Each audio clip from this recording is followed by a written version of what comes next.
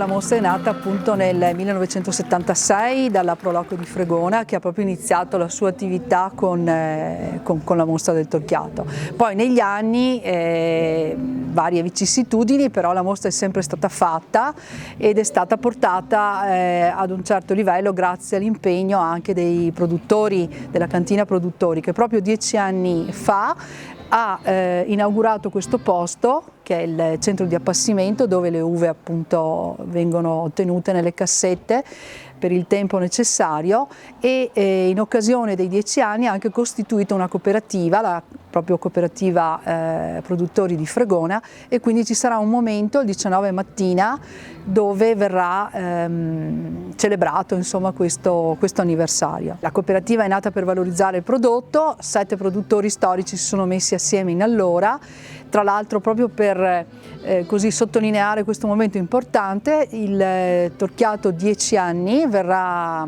proposto in questa mostra e sarà presentato appunto sempre il 19 mattina. Iniziamo subito domani mattina con la presentazione di una mostra fotografica molto interessante che parla della nostra ex cava di Cisère. Sarà qua infatti per l'occasione il professor Pierfranco Ugliana che la illustrerà e ci spiegherà insomma anche il significato un po' di questo luogo di archeologia industriale. Poi nel pomeriggio, tempo permettendo, c'è una passeggiata nei colli qua di Fregona, nella frazione di Osigo, che è sicuramente una delle più suggestive, e poi passiamo alla settimana successiva come eventi. La mostra ovviamente è aperta il sabato e la domenica dalle 10 fino alle 19 circa. La settimana successiva abbiamo una degustazione il venerdì sera, una verticale di Torchiato abbinata ai formaggi, e anche la settimana poi ultima di mostra avremo una degustazione, in questo caso con i vini dei Colli di Conegliano, sempre abbinato a formaggi e a prodotti insomma tipici locali.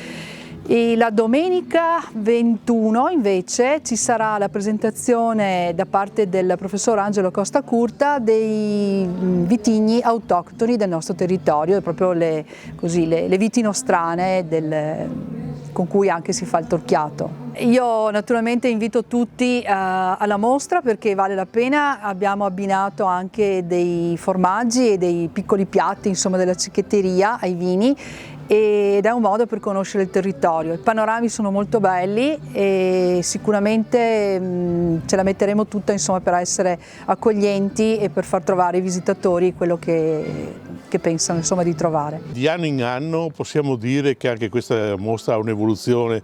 Siamo passati dalla classica mostra che si faceva anni e anni fa, dove praticamente era quasi una festa, ad una valorizzazione vera e propria del prodotto, con una mostra più curata, più consona alla tipologia del prodotto che abbiamo.